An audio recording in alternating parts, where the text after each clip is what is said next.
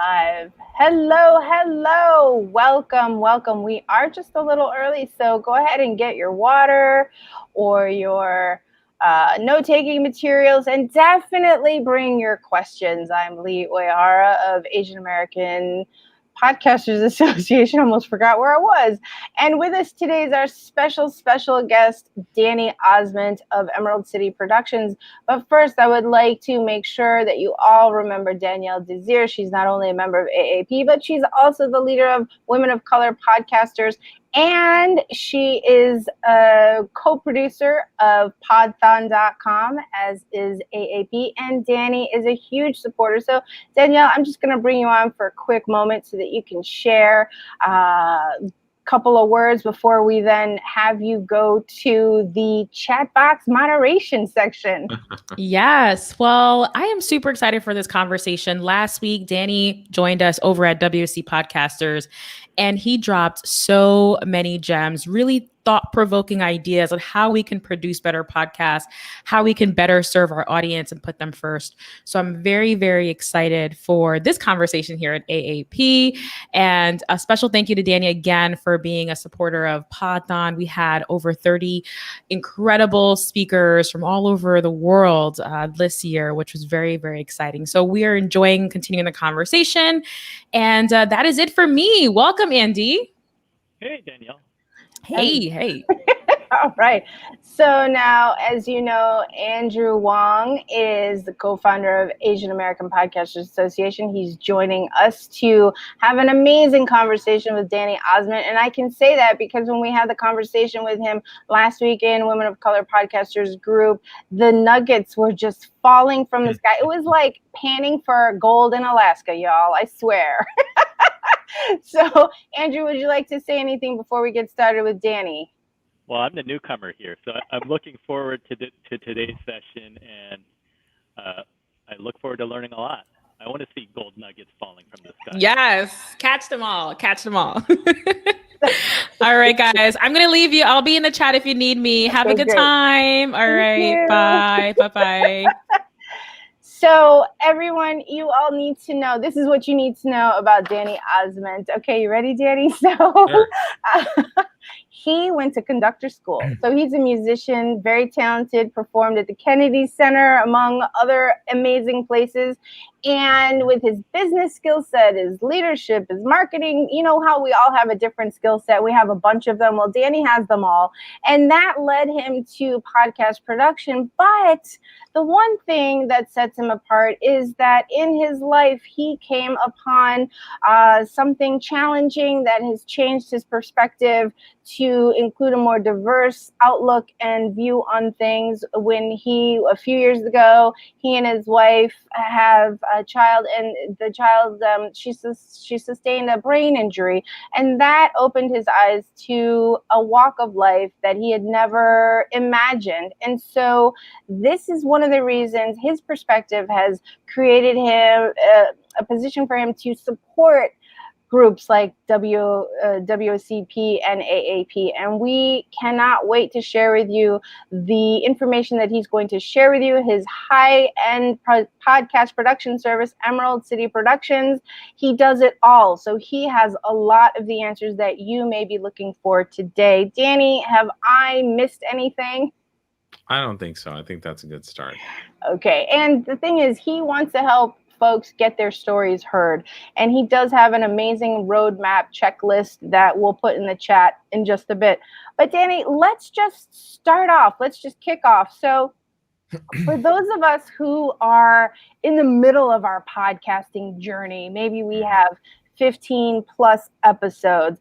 What would you like to share there? And then we'll go to beginners, and then we'll go to more advanced. What can we tell the person with the 15 plus episode mark? There's so many things you can tell that person. But I think the thing that affects most people at that stage is they, like I was talking to a client today who's 20 episodes in, and for 3 months in a row, they've had 50 to 75 downloads, like every week. Okay, so every episode. And you might get frustrated at that number. You might think, well, it's only 50 to 75 people. This is terrible. You know, my friend's YouTube channel has 2,000 views on each video, stuff like that. And I remind them that, you know, if you had 50 to 75 people showing up at your house each week or your apartment, it would get it would be too full.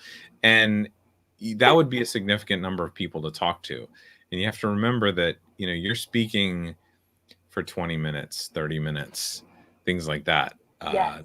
Versus a 2 to 3 minute, 5-minute YouTube video. Mhm. That's pretty significant that people are going to stick around for that amount of time. Yes. So I tell those people, stick with it. Okay. Stay consistent, stick with it. You're building a relationship with a group of people that are way more connected to you than any other form of content that's out there. They're building a friendship with you. And so you need to stick with it. You've got to stay there because they count on you to be there for them each week at this point. Once you've hit 15 episodes, 20 episodes. Nice. And so what can you share with the beginner podcast, and then we'll go to the advanced? Well, give me some guidance there for the beginning podcaster. I mean, it's still very important to stay consistent, right? You got to stick with it. You've got to be prepared. You've got to think about a bunch of different things. So if we talk from the technical point of things, the point of view, you need to think about things like where you're recording. You know, it's not expensive to get started. We've all heard about like this little mic here, the ATR 2100, or Samson has the Q2U or the ATR or the AT 2005. Like there's all these inexpensive USB microphones that if you can't find them on Amazon, which right now it's hard to find a lot of things on Amazon related to podcasting or webcams and things like that. You can find them somewhere. And if you get something simple like that, you can record great sound in a lot of places. So think about the equipment, but also your room, for instance. Now you can see my room here. I've got acoustic panels hanging from the wall that I actually ripped out of my old studio that was like a professional recording studio with everything built out for music production and all that sort of stuff. And now I'm in a bedroom and I've just got these things set up. I'll even remove my do we camera get a tour? So like I've got panels on the ceiling, I've got panels on the walls, on the side walls here. I've got them in the front corners, but you don't necessarily have to have that. Okay. Right. You can do the same thing with some drapes, like order some heavy drapes from Amazon and put them up on the wall, carpet on the floor. You know, that's about all you would need to get a quiet room that sounds pretty good. And you'd be amazed at how people will stick with you if you improve the sound quality of your podcast just that little bit.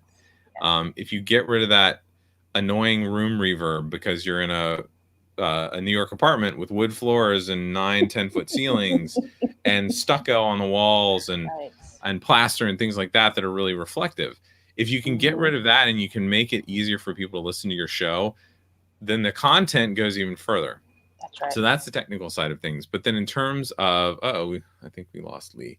But on the non-technical side of things, it's thinking out and planning out your first 5 or 10 episodes of content. You know, it's a really good idea no matter what you're doing, no matter what you're talking about in terms of the topic of your show, to tell people your story from the beginning. Let people know who you are and why you're doing the show that you're doing, why it's important to you, what you're passionate about.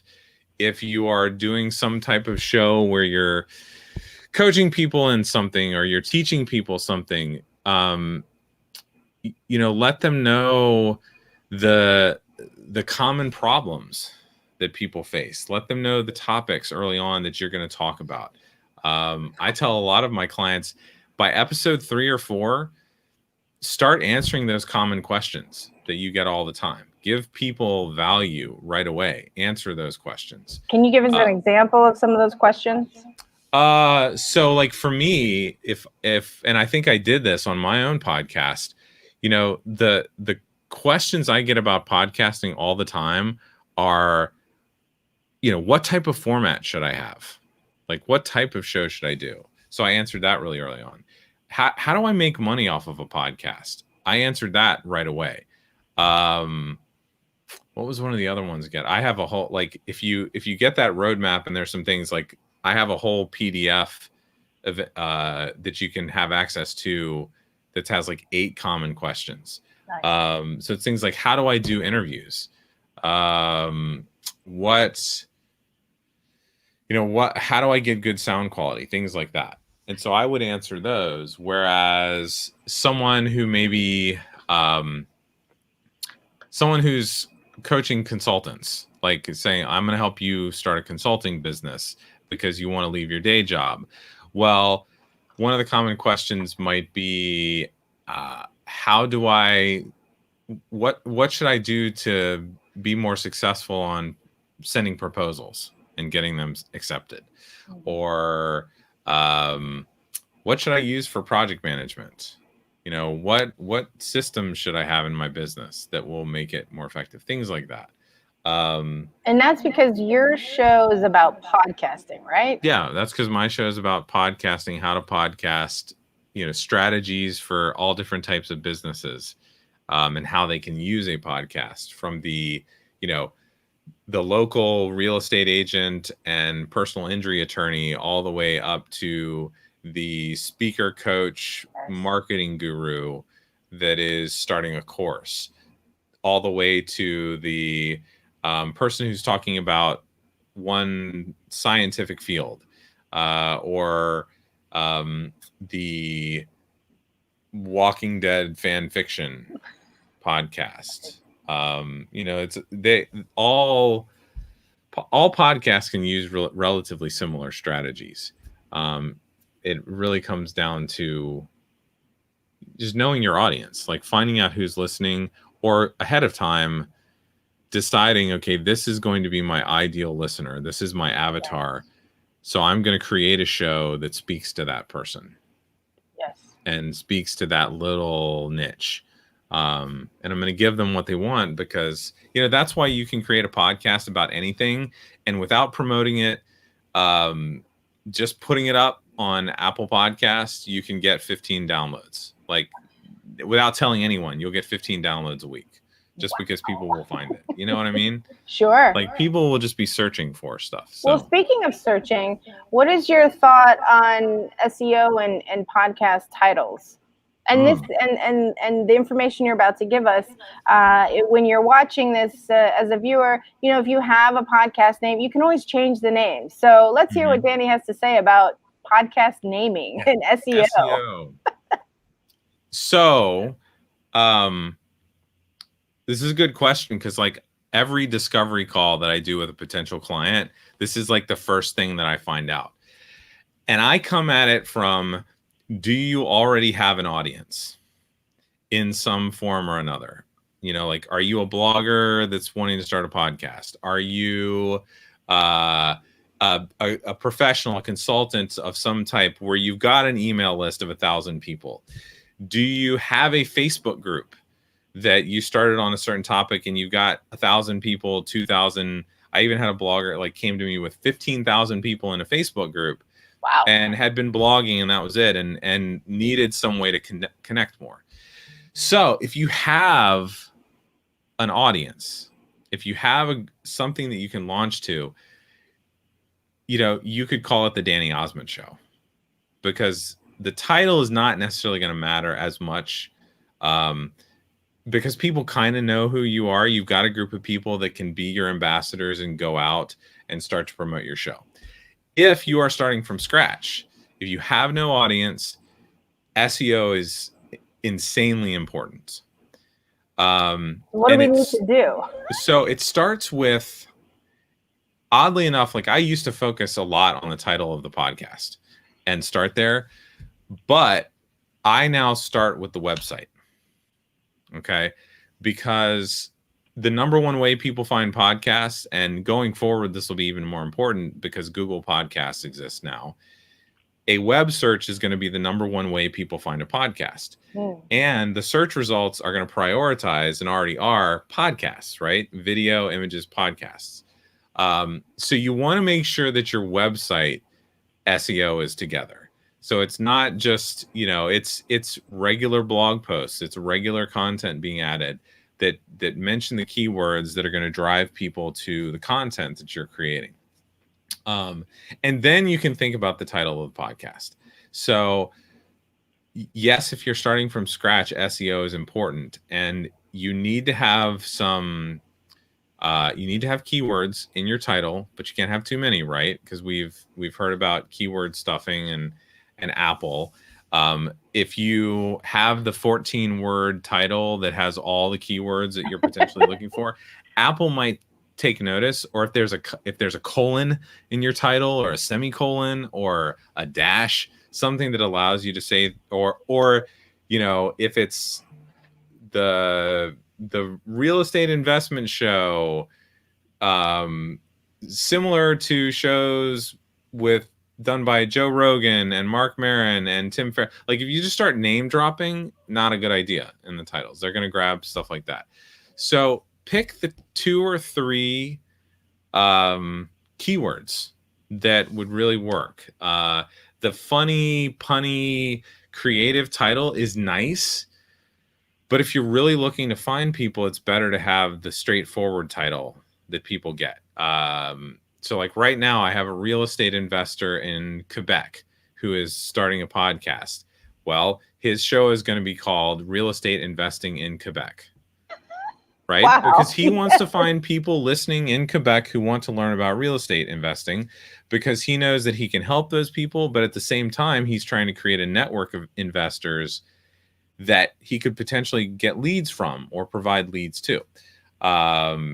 I have a professional speaker right now who trains a lot of other people to speak publicly, and he's creating a podcast with all the virtual communicating that we're doing.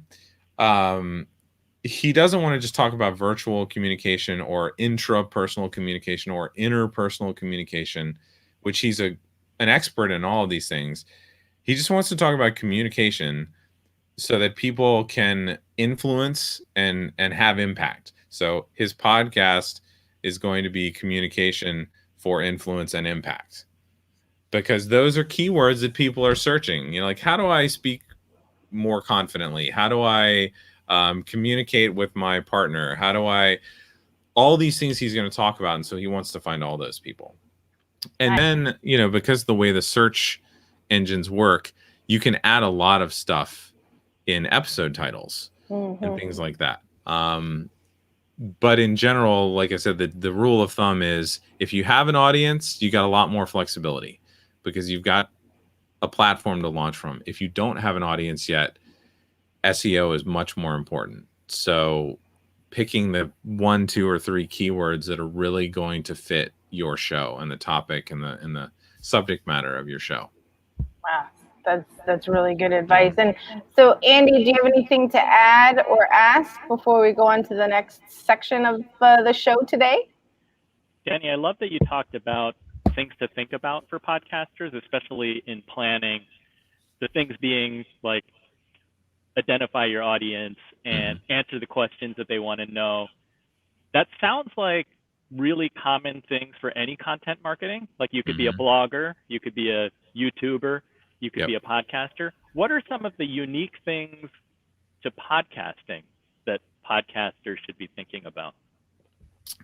Well, I think I mentioned it really quickly, but the idea of your story, it touches on, and this word gets overused, authenticity, right? Now, everyone talks about authenticity, but in a podcast, you really have the chance to spend time with people and create a relationship.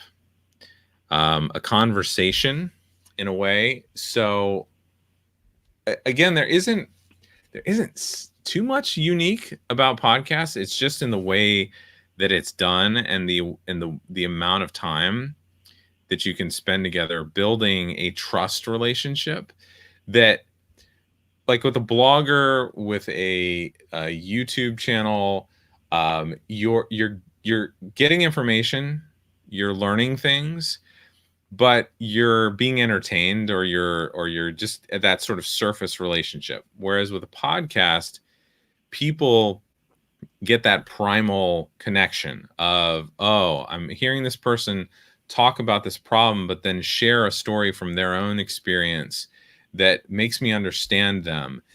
And when when you're doing a half-hour show weekly and 93% of podcast listeners listen to more than half or all of an episode, that means that people are spending 15-20 minutes a week with you, where they might not talk, especially now, they might not talk to friends more than 15 to 20 minutes total in a week, or coworkers, or if you're doing 2 episodes a week, they might spend more time with you than they do their partner. Like if you're, I mentioned this last week, I'm like, if you're a married couple right now and you have kids, and one of you is running a business and one of you is making sure the kids are getting on their virtual school things and getting some of the stuff done, and then also you're taking, like, you maybe see each other for 10-15 minutes a night where you can actually talk to each other, and then you're like, I just want to like go to sleep or read or something like that, right? So it's a significant relationship, and that may be the unique thing, is that there are so many more significant, I'll say significant things that can come out of that podcast relationship, because it truly is a relationship. Whether that's business, whether that's sales of things, whether that's engagement. So like if you're doing an entertainment podcast, or a true crime or a narrative podcast or whatever like that, you will get more engagement. You'll get people responding. You'll get more people joining your Patreon. Just because they feel more connected to you. And that's why I tell people, like, I've helped authors start podcasts, and I tell them, okay, you're releasing this book. You don't want to do an ongoing podcast, but do a 20-week podcast where you talk about each chapter, but then let's bookend either the episodes or at the beginning and end something where you talk a little bit about you and your journey in writing the book, to make people appreciate the person behind the book, so that they, maybe that's as simple as they subscribe to your email list and they're the first person buying your next book, or they're on your launch team for your next book that helps you be an Amazon bestseller or a New York Times bestseller the next time. It's that relationship where you get people, they care more, and they'll do more, and they'll buy more, and they'll just do more than other people. Quick follow-up question. Sure. Where do you fall on the personality of the host, or the host story coming through? Because as a listener, sometimes I hear hosts that are talking, in my opinion, way too much about themselves, and I'm there to hear about the guest. But on the other hand, like celebrities, whether it's Oprah or Howard Stern, the audience is there for the host's personality. So yeah, where do you fall on advising a podcaster? How much do they let their personality shine through versus letting the guest really have the spotlight? Yeah, that's such a hard question to answer, because it's going to be different for every single host. What I tell people, and of course, I think that this probably ends up in there being some very uninteresting podcasts out there, or people that don't attract an audience. You have to be yourself. You have to be authentic. You basically have to let you shine through. And unfortunately, that means, like, if you're arrogant and you just want to talk about yourself, you will probably only attract the people that are going to treat you like a guru or someone that like a cult leader, kind of. And you don't want those people, because who knows? But if you're just you're going to attract the people that would be friends with you. And that's why I tell people, be authentic, be vulnerable, like be you, share you. But when you do interviews, I guess I tell people, like, the coaching I usually give for starting an interview is, you're picking someone, or you're getting pitched and you're deciding to do this interview. You've got to research, you've got to understand what they're about, and you've got to find the thing that you're really interested in that interview or that guest. And in any intro or in introducing the guest, it should be all about, here's what I find fascinating about you and what I'm really interested to hear about. And I think my audience is going to love to hear about this. So, like, let's get right into it. Or I tell them, I had a thought and I just lost it.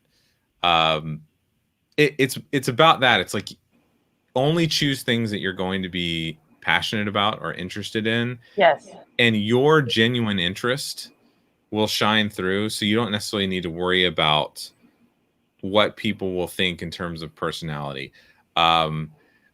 Because in general, and maybe this has just been the way I've chosen to do business, I don't tend to work with podcasters or clients where I can tell the show is about them, or they're just trying to increase their whatever, right. Increase their ego, increase their celebrity status, or become like the people that walk into podcasting and are like, I heard you can make lots of money with advertising and I want to do all this stuff and be this huge influencer.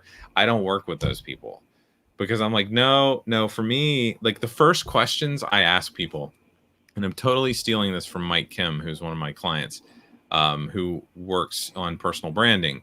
He calls them the PB3, the personal branding 3. It's 3 questions. And I ask this of all clients when we start out. What pisses you off? What breaks your heart? And what problem are you trying to solve? So what makes you mad? What makes you sad? And who are you trying to help? Like, what are you trying to do to make the world a better place? And if people can answer those questions, then I know they're probably going to be able to develop a following, because somebody feels the same way, and they're going to be speaking to the people that they truly care about, and they're going to be truly trying to solve the problems that they see in whatever they face in life. And then you have that, authentic connection with people. Nice. So you start there, whatever, the other production companies can handle those other podcasters.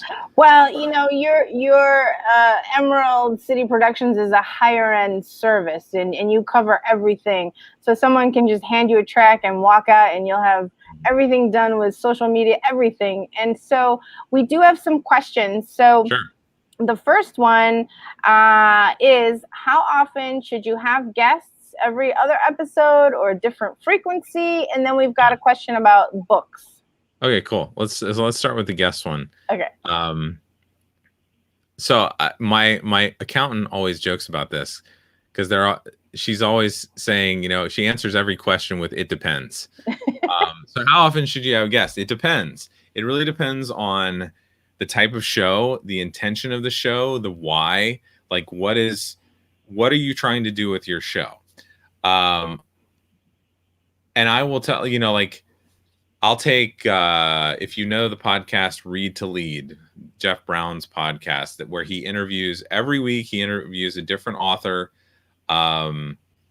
where they've written some type of leadership book or business book, and he's read the book, and that's all it is to teach, to let people hear about these books.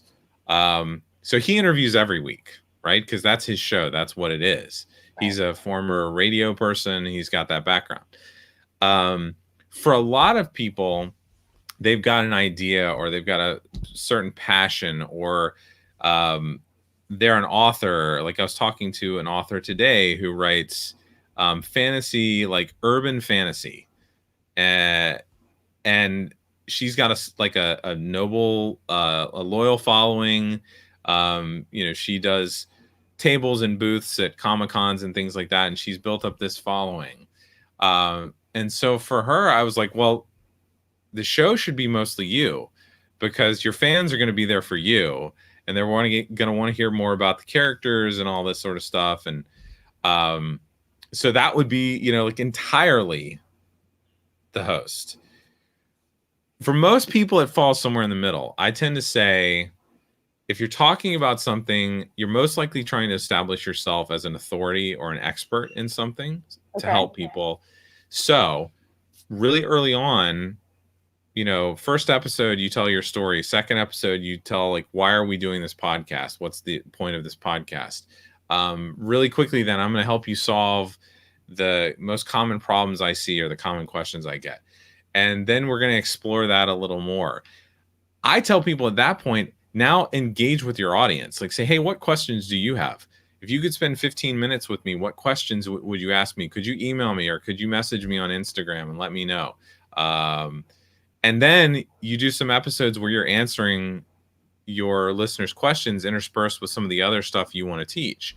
And then, like, maybe you even bring one of your listeners on to help them solve a problem or answer one of their questions live, like bring them on and get them involved. And only at that point do you then say, we talked about 3 episodes ago about this topic. I want to bring on this expert who's even more knowledgeable of this subject than me, who's my colleague, whatever. And I'm going to interview them. And you go from there.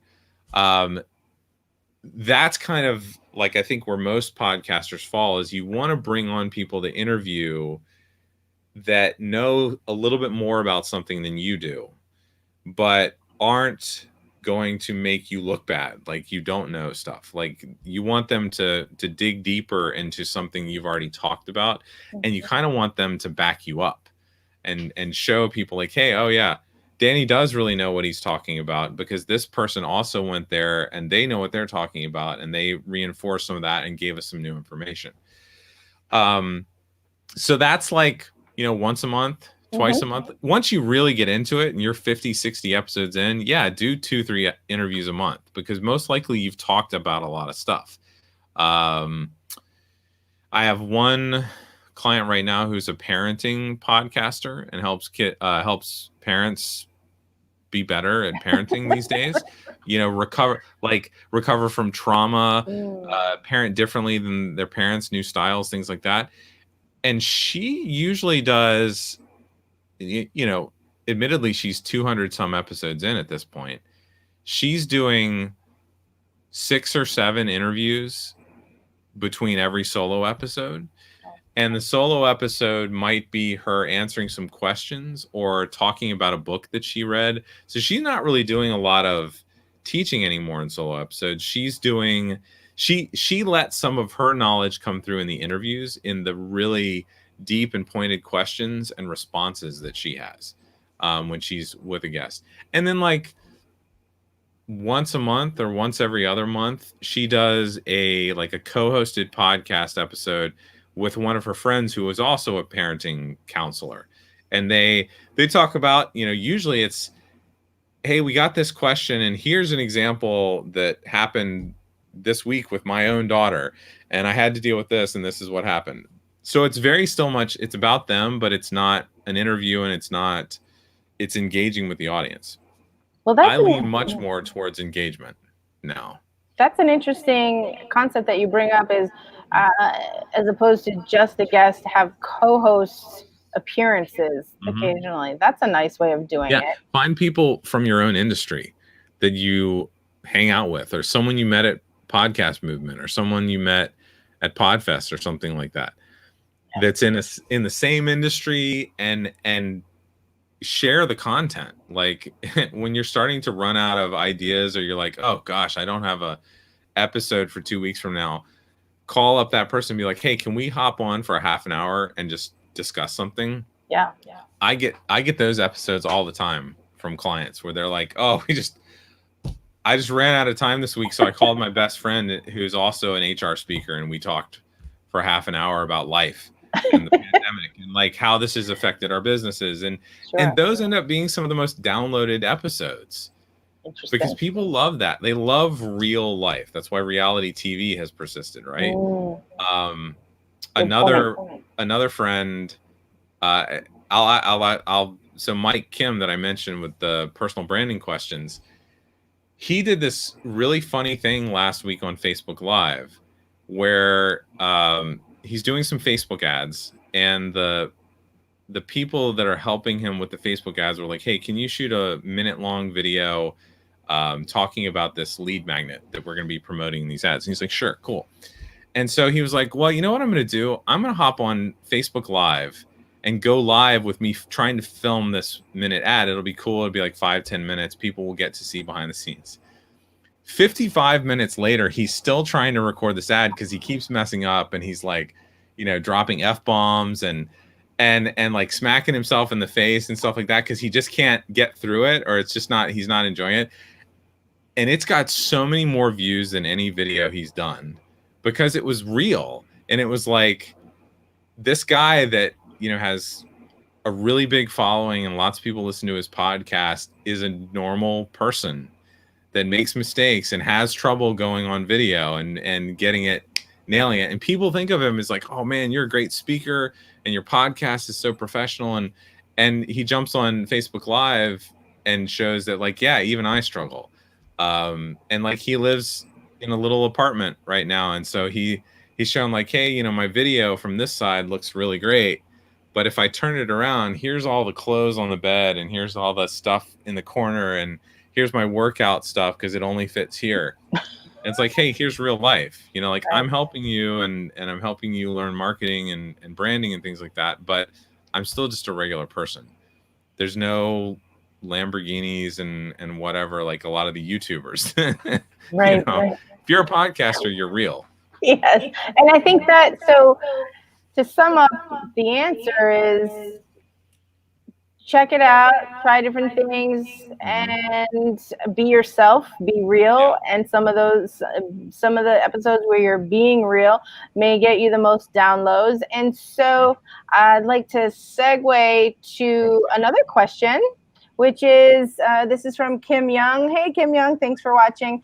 He's thinking of doing the flip of turning his podcast episodes into a book. What advice do you have for him? First advice would be definitely do that, because I'm a big fan of repurposing content in many ways.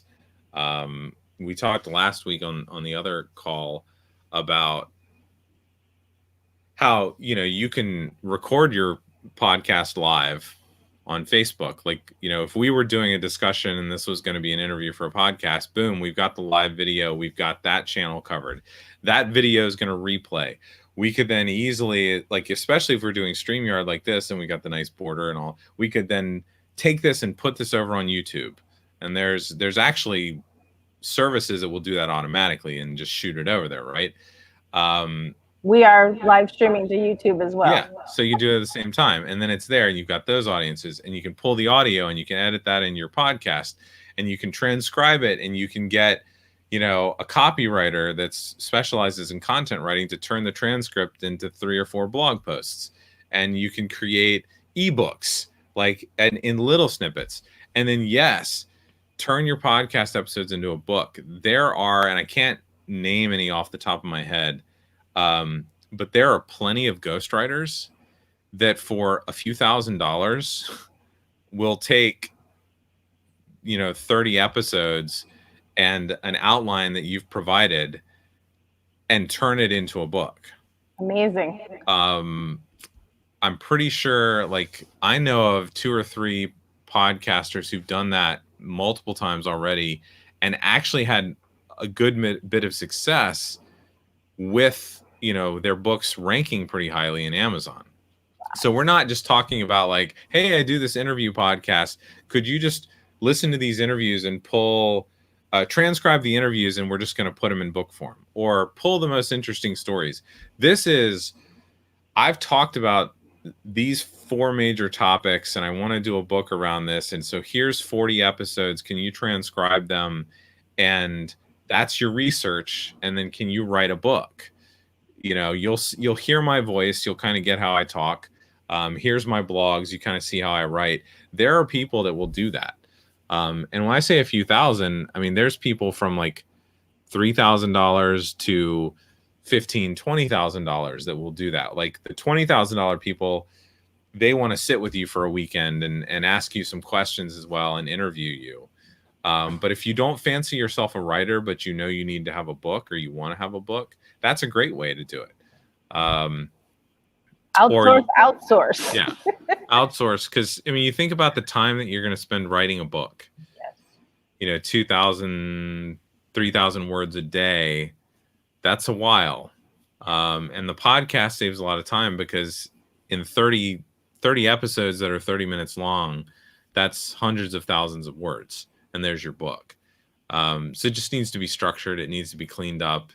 It needs to be, you know, the popular version of like the business book nowadays is talk about a certain topic, give some examples of it, and then at the end do the short 2-paragraph. Here's what we learned in this chapter. Now let's move on.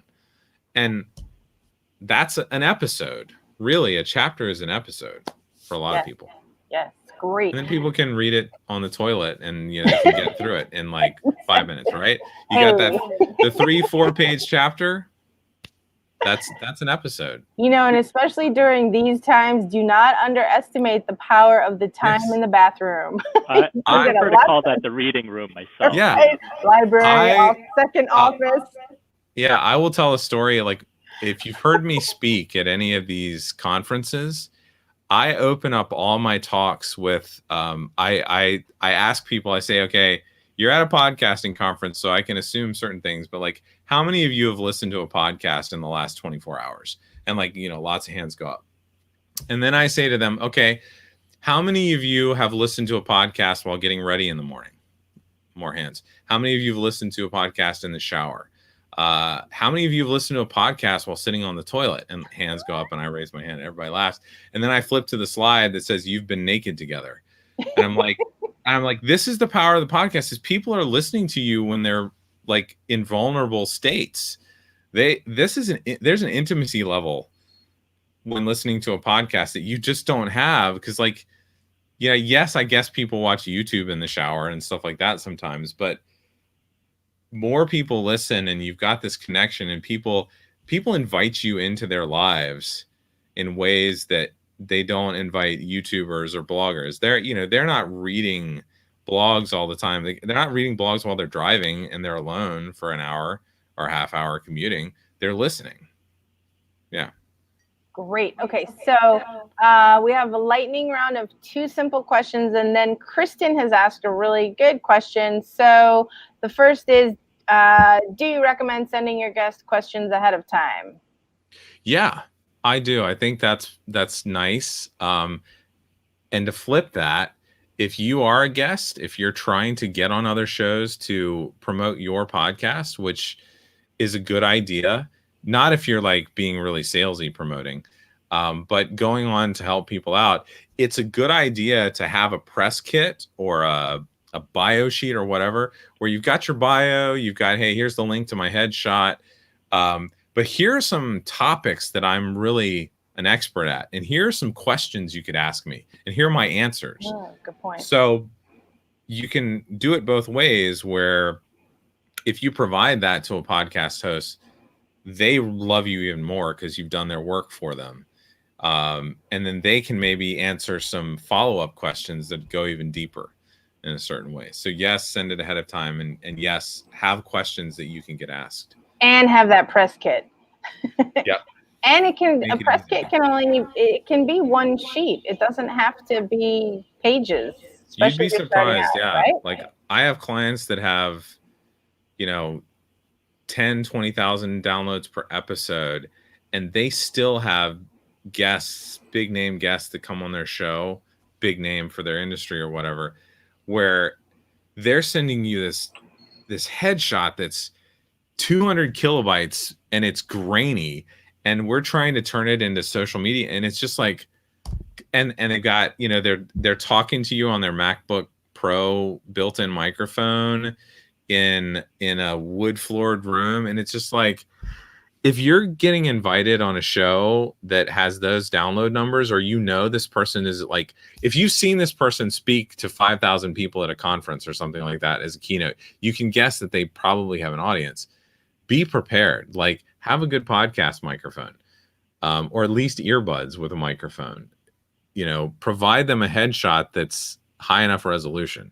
I'm still surprised that people don't understand like that type of thing this far along. I mean, it's 2020. It's not 2005. Like, I could give people at the beginning of podcasting, they could get a pass, but no. I'm glad that I'm not the only one. Yeah.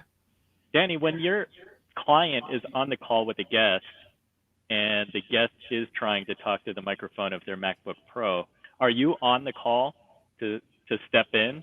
No, I'm not. I'm rarely on working with clients in that way.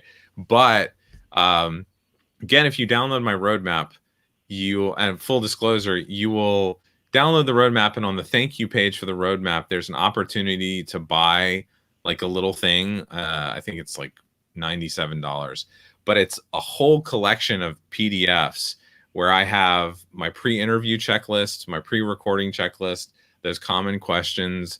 I have like 20 episode segment and template ideas for when you're running out of ideas. There's a bunch of other stuff in there about monetization.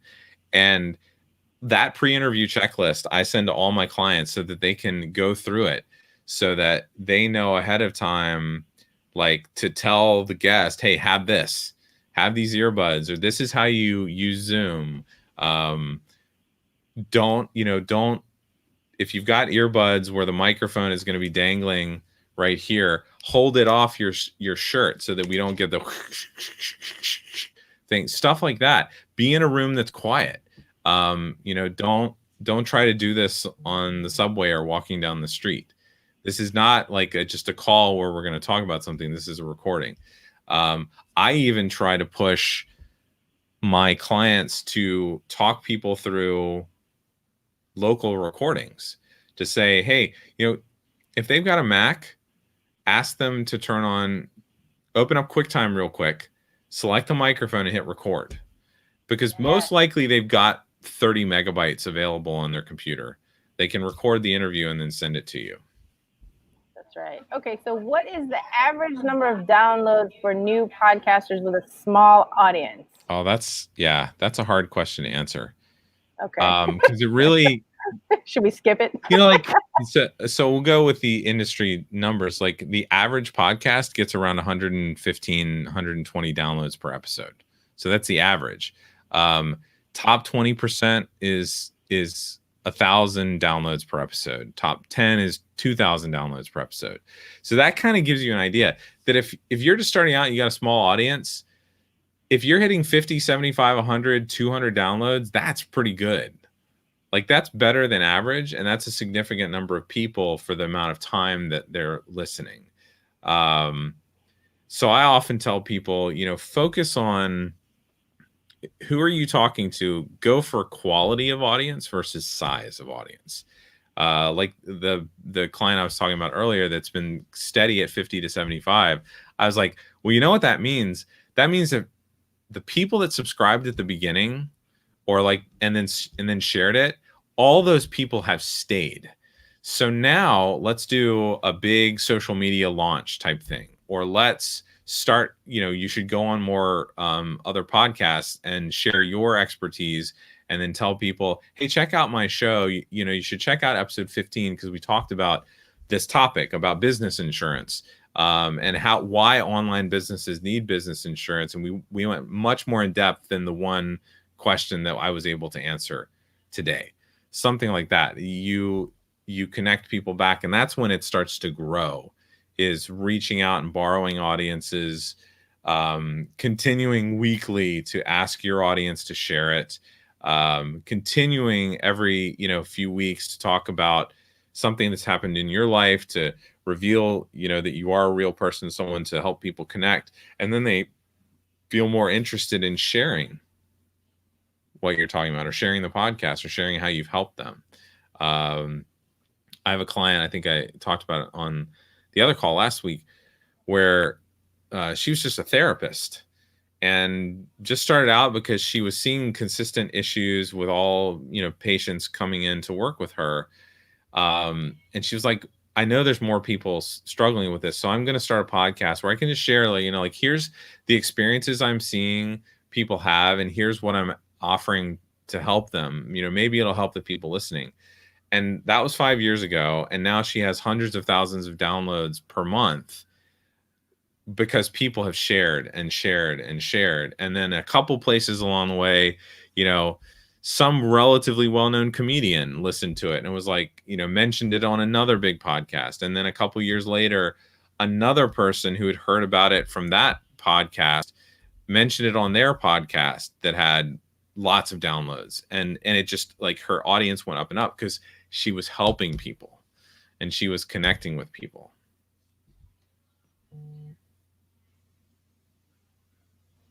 And let's turn to Kristen's question about podcasting not being her full-time job, but still wants to put 110% into it.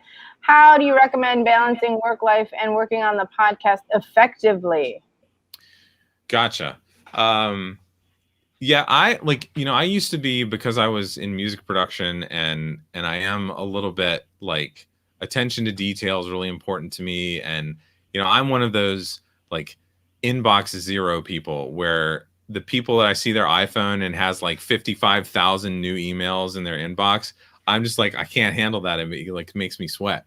I've gotten a lot less particular about this because, like, my clientele, I work with a lot of busy professionals, doctors, lawyers, speakers, coaches, people like that, who are doing their podcast to support their business. So they don't have time, but they have money. And so they basically are outsourcing everything that they know would take them too much time, which is, I can speak into a microphone for 45 minutes and record something, but that's all the time that I have.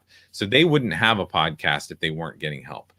If you still want to do a podcast and you can't pay for help, I say, just spend a lot of time on the front end. So plan out your episode, plan out your questions if it's an interview, have like some tangents that you could go on, and don't stay rigid. Like, if a guest says something that's interesting, follow that.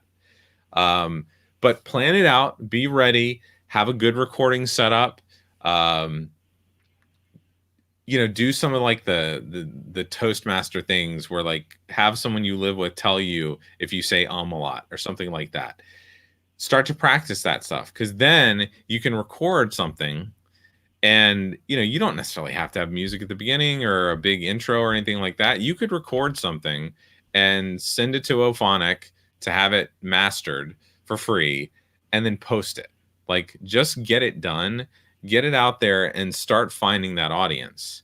Because once you find the audience, once you get 500 people on your email list, 1,000 people on your email list, which is relatively easy to do, if you ask people to join, give them things, like, download this, give me your email address and you can download this, things like that. Because once you get to that point, you don't need to worry about finding advertisers and getting the hundreds of thousands of downloads that you would need to make money off of advertisers. You can say to those people, hey, I'm thinking about doing a 4-week course. We're going to hop on Zoom once a week and we're going to work on this. Or, I'd really appreciate it if you join my Patreon. I'm going to be doing an extra 15-minute call each week, or a monthly question and answer session where you can hop on with me, and it's $10 a month, on Patreon. Or for $50 a month, you get that, and I'll also send you a t-shirt, or something like that. And then you could start to monetize slowly. But you'll never be able to monetize. You'll never be able to leave the day job, if you want to, even if you don't get something out there. And so that's why I say, just get it out there, make it sound as good as possible, make it so that people can listen and not be annoyed, and then go from there. Lee, I can't hear you. I think you might be muted. Yes, I am. And so we have a couple of questions, and then with the time we have, would love for you to cover two items that came to mind. So the next question we have is, how do you know if your topic is too general or too narrow? How common is it for someone's topic to shift over time to the point that the title no longer fits? And that's from Jesse Zapanta. Hi, Jesse. Most people, I won't say most, I know plenty of podcasters who are on their third podcast because they were like, and technically speaking, if you start to build up an audience on a podcast and you realize you want to do something different, don't go get a new RSS feed. If you're gonna like end one podcast and start a new one, don't get a new RSS feed. You can remove those episodes or whatever, but if you stay on the same RSS feed, you keep your subscribers, and then you can let them self-select and leave. But if they really like you, they might stay for the new topic. I have a client now who's a consultant. He's had a pretty good career in consulting, but he started a podcast talking about pricing and how to price things and options and how to do proposals and things like that. And he kind of got to the end of the topic and was like, well, I'm just sort of rehashing things now and I'm answering questions. I think I'd rather expand this into a show about how to build a successful consulting business, because I've talked about that a little bit already. So he's going to do that and just change the name, but keep the same RSS feed, change the cover art, and then go from there. So it's totally fine. Change the title, evolve, change the cover art. You're only going to lose the people that wouldn't stick with you anyway. So you don't really want them. Okay. How do you know if your topic is too general or too narrow? I think at this point in podcasting, there's a podcast about everything. So most likely, even if you do the most niched down, narrow topic, inch wide, hundreds of miles deep, there's probably going to be one other podcast, at least, right? So you can't care too much about that. You need to pick the topic that speaks to you. That's why I always go back to those three questions. If it makes you mad, if it makes you sad, and you want to do something to change it or solve it or help people in that area, it's probably the right topic. And so you could do those questions to figure out what topic you want to talk about, honestly. If you have a lot of knowledge about a general area, then it can be general. I have a client now who he is a speaker and a professor who talks about a certain type of innovation techniques, like creativity and it's called like inside the box thinking, like how to create things with the tools you have, with the systems you have in place, with the things related. And he's helped a lot of big corporations innovate from being constrained by certain things. And he teaches about it. And so that's what his podcast is going to be about. And it's this thing that can relate to a bunch of different industries, but it's a specific topic that is applicable to everyone. And I've seen the same thing. People talk about a whole industry, but they have a certain expertise in that industry and they talk about it that way, Thank you. So yeah, hopefully that was a good answer. That's a great answer. Of course it is. All right. So what is, we've got 3 easy questions for you. Sure.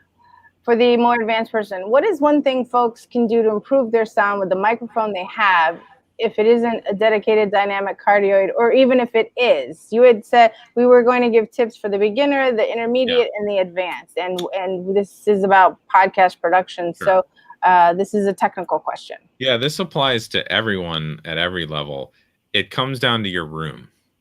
The room often has more effect on your sound than the microphone. That's why I like these inexpensive microphones, because they're well built by a good company. Audio-Technica is a good company, so the guts are good. They're durable. You can travel with them.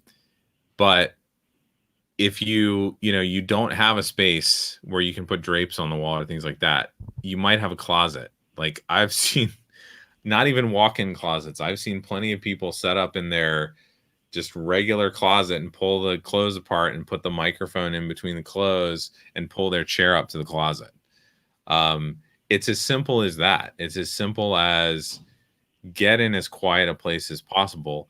Or it could also be the opposite way. Like if you are doing a show about food and you're going to do lots of restaurant reviews and you want to do them from a restaurant, get something good like a Zoom handheld recorder that you could plug lav mics in and have them close to you, or headset mics that you can get close to you and just have it. It's all about eliminate the outside noise if you need to eliminate the outside noise, or have a recorder like that that gives you the ability to I've had some people who've done podcasts like that where they use the close-up mics and then they also have an atmosphere mic so that they can then mix in the atmosphere of the restaurant, but then people can still hear them talking to create that sound design. Thank you. And then 2 more things, and then unless we have another question from the audience, is if you could talk about, you had mentioned when we were in the green room about those who have music backgrounds make good editors. And so the thing is, most AA peers, we were forced to take music lessons at some point, right? So most of us have some kind of music background, right? Yeah, So yeah, I know. that. But so can you just touch upon that, and I'll check to see if there are other questions before we wrap up. Yeah.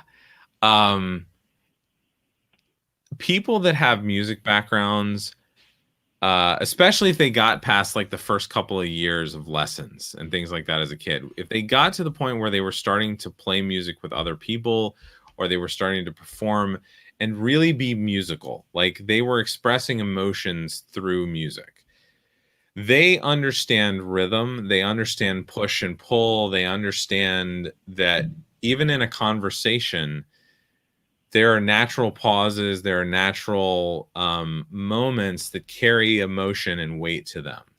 And to me, that's why people with music backgrounds, or people that just get that, like they love to talk or they love to have conversations, those are people who are better editors, because I've heard plenty of editors where they're just like, oh, I've got to cut out every like they're like the programmer mentality or the coder mentality. You know, I've got to take care of this. I got to do this. I got to do this so that everything, all of these bad things are removed so that things sound better. That sounds unnatural. There's a tool right now called Descript that people are starting to use in the editing world. And it's one of these things where like you can use it to, like if I say I want to remove all the ums and all the you knows and all the likes, well, you can do that, but then it might make some mistakes, or it might cut out an that actually was a nice sort of flow into a word or whatever. And then you end up having to go back and fix some things, or you have to add space. I've seen people like in Audacity, they use, there's a truncate silence feature, if you've ever heard this. So like if there are pauses that are like 6 seconds, 8 seconds, you can say, Audacity, find any pause or any piece of silence that's longer than a second, and shorten it to 0.75 seconds. Okay, you'll do that. Well, you might cut out a really big pause that was a huge emotional moment and someone was choking up, and that needs to stay because that makes for great, audio. That makes a great moment. Right. And so you need to know that it can't just be formulaic. And that's why I find that people with music backgrounds tend to do that naturally. They tend to. Can I ask you a question? Sure. And I don't know where the echo is coming from. I apologize.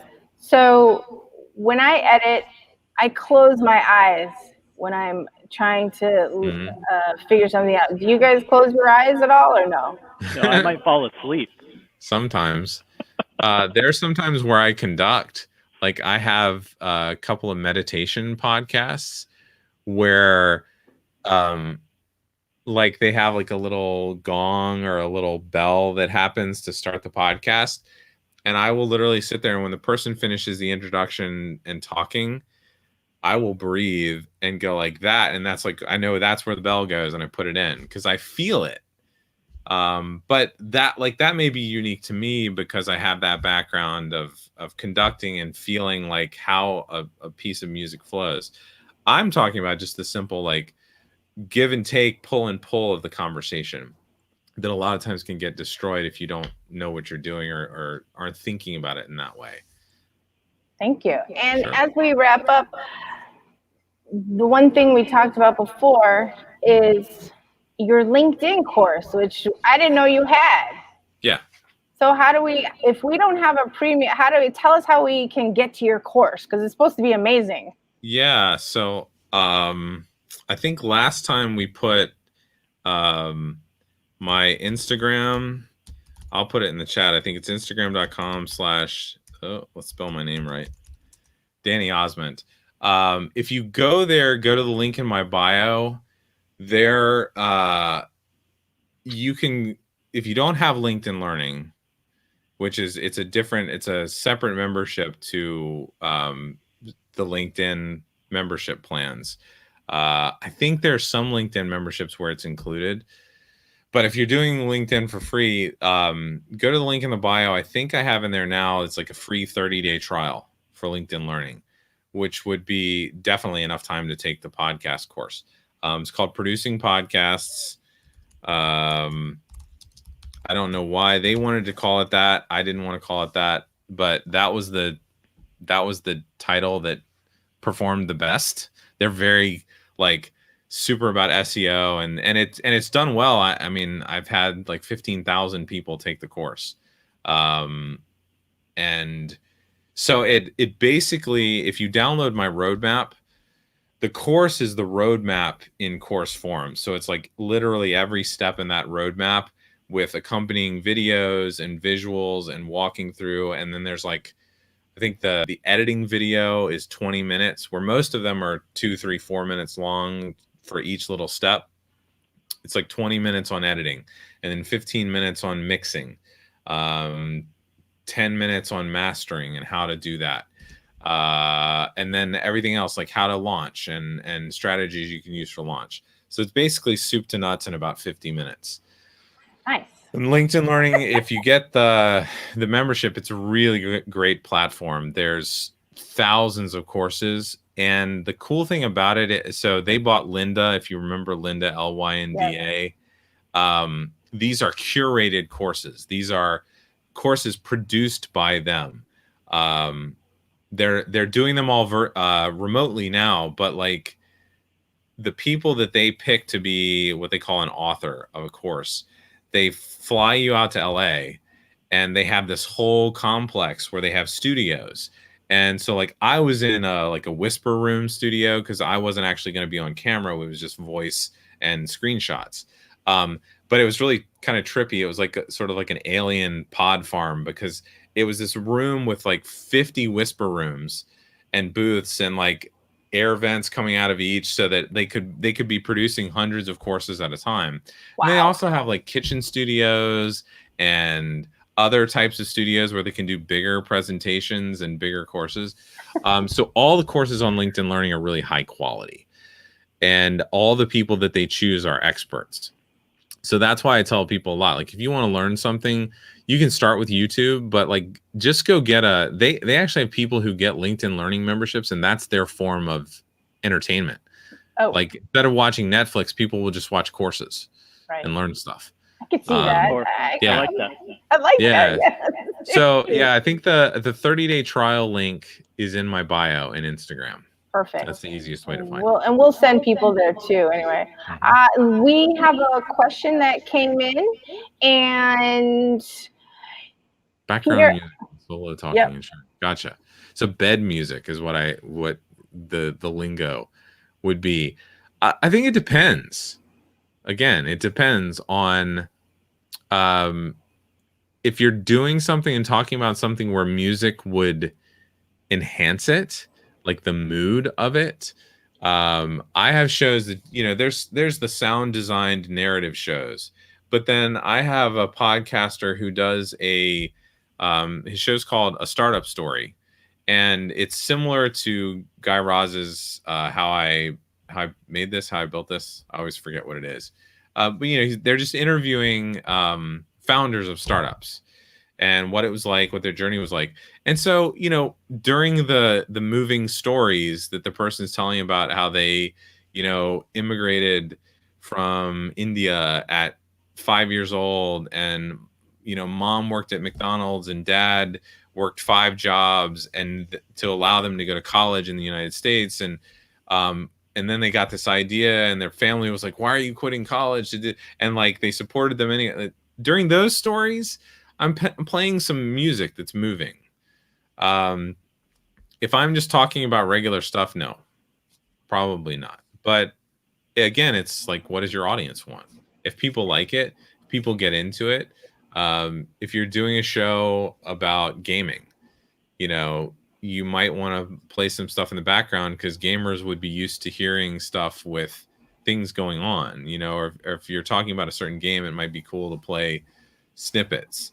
If you can do so safely without getting in trouble with licensing and things like that. Good point. I know a Disney podcaster that plays Disney music in the background. It's more like, that's sort of an older radio thing. Like a lot of radio shows, they'll do a segment and they'll have bed music that plays during the whole segment. And that tells people it's that segment. Podcasts are kind of different. They're newer. They're more authentic. They're more about the relationship. They're more about getting to know the host and connecting. So you just have to play it by ear and see which works. And that's a good point that you bring up, using music to indicate a specific segment as a cue or a marker for your listener. Yeah, or if like you're doing ads, you could play bed music during the ads so that people, you're kind of, it's sort of a wink, helping them know, okay, I'm reading an ad now. You can skip 15 seconds until you don't hear the music, and then you're back into the show. But you still want the advertisers to be able to add, do an advertisement. Exactly. And so that was an amazing show session episode with Danny Ozment. Yes, Andy. Danny, since you're a music production guy, I'd be remiss if I didn't ask you, is your DAW Pro Tools, and what are some of your favorite plugins? Yes, I do use Pro Tools. My LinkedIn Learning course, I actually used Pro Tools first because I still like the functionality of Pro Tools. It makes it easy to do a lot of things. If you have no concept of a DAW, if you have no music background, no audio background, it's probably better to start with something like Hindenburg or Audition, or even like Descript has built-in DAW functions and things like that. In terms of podcasting, because I don't do much music production anymore, really all I'm using on most stuff is a channel strip plugin. I like to use Track Plug by WaveArts, where I get an EQ, a couple of compressors, things like that. And I talk about that stuff in my course, by the way, in LinkedIn. I talk about compression. I'm like, hey, this is how to use compression. If you need to do more than this or it doesn't sound good, turn it off. Don't use this. Like, let Ophonic at the end do some of that stuff. And then I get really weird. Like, I will still on my master or my mix bus or whatever you want to call it, the final where everything goes through, I use bus compressors. I use virtual tape machines because I still believe that tape makes something sound better. Even voices, even people talking. And then limiters, just to control. And that's the key, is that like, once you can hear how that stuff works, you can do that mastering step yourself. If you can't hear those things, send it to Ophonic. Or send it to someone else, like that mastering algorithm that Ophonic has. If you send it something pretty good that's balanced, then it can polish it off. But yeah, that's what I use. Great tip. I love the analog, making your digital more analog. Yeah. It's pretty cool. And on that note, I just wanted to share that we had a discussion about mono versus stereo. And in the end, Danny said Stereo. yes. Yeah, at this point, stereo. Especially if you have music playing. Yes, and I want to be mindful of the time because, Danny, I know you're a busy man. Mhm. We really want to thank you for supporting Asian American podcasters, women of color podcasters, podthon.com. Oh my gosh, in 2021, it will be July 17 and 18, so save the date. Speaker submissions will be open shortly after January, so you want to be on Wow. alert for that. I know it's around the corner, right, Danny? And as we wrap up, Danny, do you have any exciting things you'd like to share with us as to what you're up to, what you've got going on? Not right now. I would say I might share something with you in a few months. I'm thinking about starting a like a very intensive program for podcasters that are just starting out, whether they don't have anything or not, like a sort of a 50-day intensive, like here's week 1, do these things each day for 5 days, but also with a group and group call component. Because one of the things I've always wanted to do is create a group where people learn together like that from the beginning, and then force them all to interview each other. So that you start out with 20 episodes, 15 episodes, or just 15 practice rounds of interviewing someone and having to introduce them, so that you get over all the awkwardness, and and then start out in a way where you're like, oh, well, I've got 15 to 20 people that are going to talk about my show, or talk about, hey, I'm bringing this person on to my show because I was in this group with them and we learned all these things together. Just something like that to expand on the group nature, the tribal nature that podcasters seem to have of wanting to help each other out and grow together. Love that. Love the camaraderie. Yeah. Thank you for that. And for those of you listening, go get your friends and practice if you need to using that idea. And so with that, we're going to wrap up, and thank you so much, Danny. You can find him also at emeraldcitypro.com, as well as the Instagram that we put in the chat. And I don't know what else to say because it was so amazing other than thank you. And You're welcome. It's been fun. We would like last week, if you could hang up first. Sure. Well, that would be great.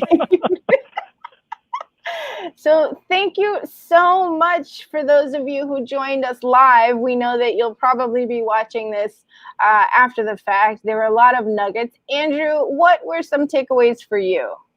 One of the big ones that we didn't mention is the listening to your audience and really trying to do things that promote engagement so that you can make shifts and pivot your show depending on what people want to hear. So I love the idea of not just having interviews, but also having some of those solo episodes, fielding questions from your listeners, that you can have Q&A episodes. Each show is going to be different. So your audience and you as the host, no one, there's not like a right or wrong answer in a recipe. You just have to keep cultivating that engagement and keep steering your show accordingly. Right, exactly. And I'm excited that we were able to get him on and that the glitches were none, pretty much. Yeah, I noticed you're not echoing anymore, so I don't know what was happening. I don't know. I sometimes an echo happens if you have like Facebook open in another window, and I had shut those down, so I don't know what the deal was with that. I do want to check one thing before we go, because I think we should give a shout out to some of our members. Let's see, and I'm just trying to go to our page now. Yeah, excellent questions, everybody. Thank you so much for engaging. And okay, so Dorinda Wong, thank you for attending. Peter Ong, you got your question answered. Jesse, Kristen, Danielle, Robin Lee, and let's see. Yes, and Danielle Desir, thank you so much for manning the chat and helping us with that.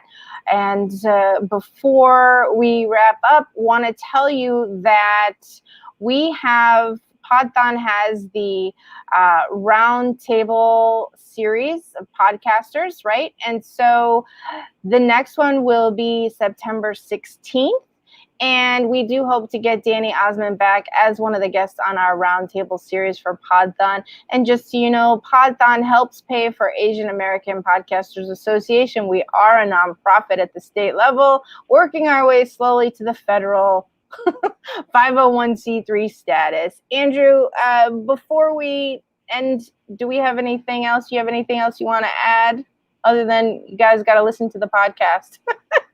Oh, thanks everybody for tuning in. I think that it's all about our community. So when you're asking questions, when you're attending sessions like these, that's what it's all about.